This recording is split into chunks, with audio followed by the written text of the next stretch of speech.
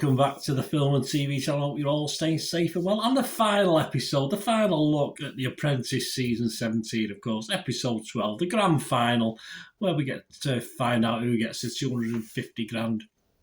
This aired on the 23rd of March 2023. I even stayed up late, even though I was up early, just to watch it, because no doubt when I logged into Twitter the following morning, someone would have mentioned it or spotted it. So I thought, well, better wait up and watch it and get about 4 hours kit. But the price you pay. So yes, we're going to have a look at the final today. So please join me for that. Please, if you are new to the channel, push the subscribe button. Normally film and TV drama reviews and information blogs, of course. The odd reality thing like this. I don't do much in reality, but I do The Apprentice, and I've done it for, I think this is the third year I've done it now.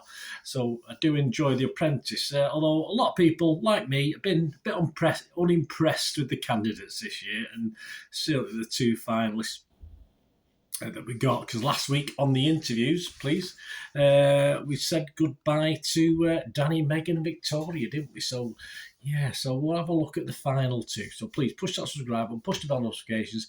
If you can push buttons, if you can push that little like button as well, guys. I'm trying to get between 10 and 15 likes. It's not a massive target. I'm trying to get that for this one, so if you can do that for me, be much appreciated. So yes, the final two ended up with Marnie, of course, who's into mid-range boxing gyms. Not just a gym, more on the emphasis on boxing or emotion, but we'll talk about that in a minute. And Rochelle, same old hair salons and academies, stuff like this.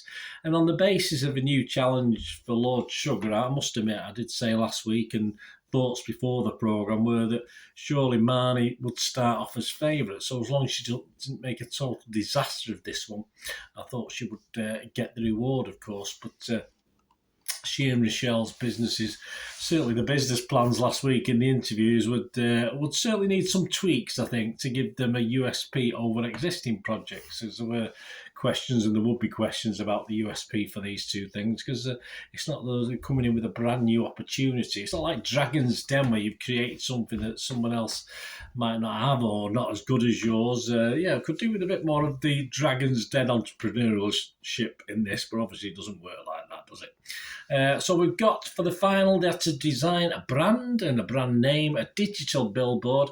I think it's 7 seconds. I mean, what can you do with 7 seconds? It's hard, isn't it? I mean, I've been putting some stuff on TikTok recently, like 10 seconds and stuff like this, and it's hard to get something over in a 7-second advert.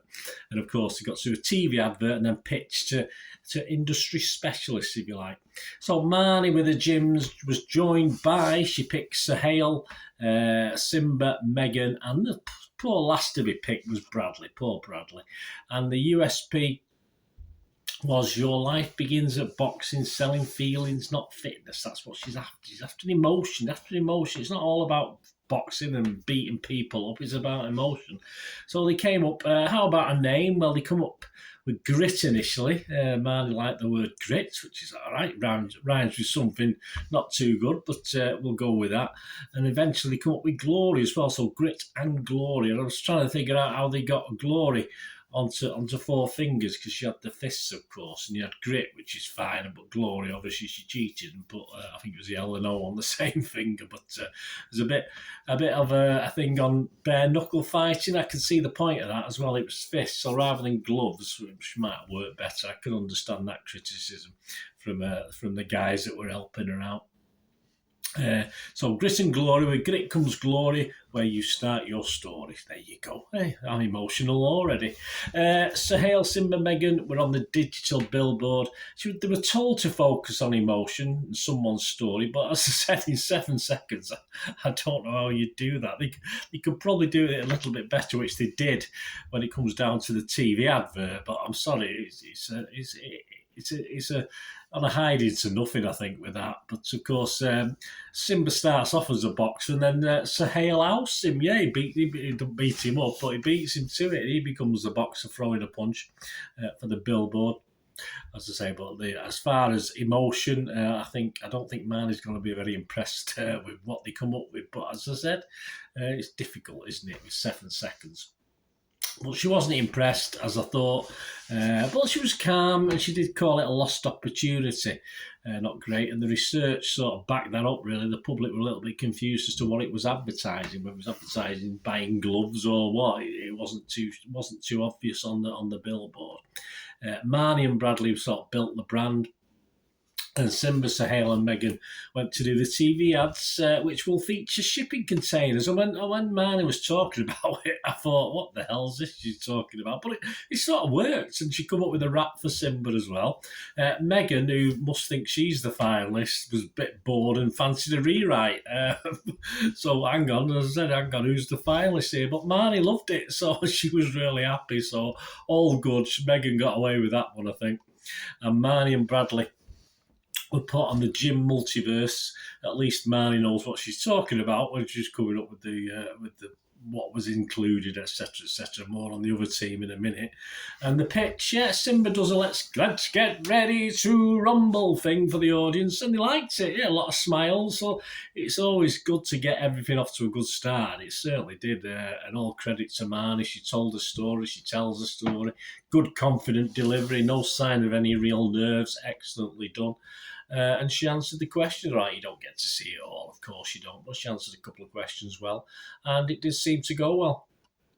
Over to Rochelle and her hair salons and academy. She was joined by. She won the toss. Yes, she got first pick. She ought to straight in for Danny, then Victoria, then Avi and Joe. And yeah, all hair types, training online and access to salons. That's what she wanted to get over. A name, well, they come up with by Rochelle. Yeah, not exactly innovative, but what happens? Of course, she's got a place in Milton Keynes. What happens in the second one? Does she have to flip from one to the other? What happens if she opens the third and fourth? It won't be by Rochelle then. It'll be by Wendy from round the corner, won't it? I don't understand the name. I'm not a bit confused by that, but that's what she liked, and that's what she wanted, and that's what she got. Avi, Dan and Victoria went to the digital billboards. Again, 7 seconds. They did okay, but I wasn't unsure as to whether they were selling sunglasses, because obviously not a lot of difference from start to finish in the hair and what was happening, apart from being blown with a hairdryer. And the public as such were not overly impressed either. So both teams really struggled on the billboards, which I do thoroughly understand. And Rochelle was a little bit underwhelmed. She didn't say to, perhaps if you got nothing nice to say, just keep your gob shut. That's what I was always told, and she probably did. Danny for the TV ad, Rochelle and then Rochelle and Vic will be shaking their hair for Danny's director, although obviously Rochelle would have an input. And it involves a shopping cart, which again, like the containers, sounded a bit odd to me, but it came out okay. It was fine. It sort of worked. And what confused me was the white writing on screen. They said that was the best colour, but it got lost in some of the background. Do they not have a? I mean, when I do my things, you have a border option. So you have white. You can have a black border or a blue, but it doesn't matter what it is. You can have a border, so it distinguishes it. Perhaps that multi-thousand-pound software that the firm were using that they used doesn't have that, but it seemed a bit odd. Just put a border on it, and you would have been able to see it. It's fine. Avi and Joe were sent to create a salon multiverse. Yeah, that was fun. Have they ever been in a hair salon? Probably not. They're asking what makes a salon cool and high class or classy. Tea and coffee, yeah. Food and a chandelier, I think, were the main things. Nailed it, with that. But why not a flamingo? That's what. And how about a blimp? Well, that's what makes a hair salon cool and classy, doesn't it? A blimp and a chandelier and a flamingo. Yeah, I'm not sure. I don't know what happened to the flamingo though. We didn't get to see that, I don't think. I certainly didn't spot a flamingo, but Rochelle seemed to like it anyway, so they did all right in the multiverse. Rochelle seemed happy enough, but she had to be real. She sent them two off to do it, so there's not much she could do. As far as the pitch, yeah, no rumble for Rochelle, of course, but still did a good job. Perhaps not quite as confident, a bit blander than the presentation from Marnie, but she did okay. She seemed to say, again, we only get a couple of questions, and she seemed to bat them away okay. So we got to the boardroom. As at that stage, personally, as I said, unless unless Marnie did something drastically wrong in this presentation and the pitch and the name, etc., I can't see anything past her winning this, in fairness, when they got to the boardroom. And nothing really changed that, as I said, as Lord Sugar started questioning. Once they got rid of the teams, it was a bit good humoured, of course, while the teams were there. Then it got a little bit more serious when they left. But there was an early clue from Lord Sugar, which I noticed when questioning Marnie. He said "we" when asking about a timescale for a project. So he said "not you" or whatever. He said "we," which was interesting.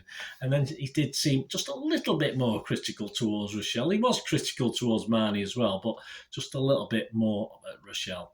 So, of course, we get it dragged out just a little bit, not too long. You're not left on tenterhooks for longer. And of course, Lord Sugar pulled on his gloves, and Marnie got the 250,000. So be very interesting.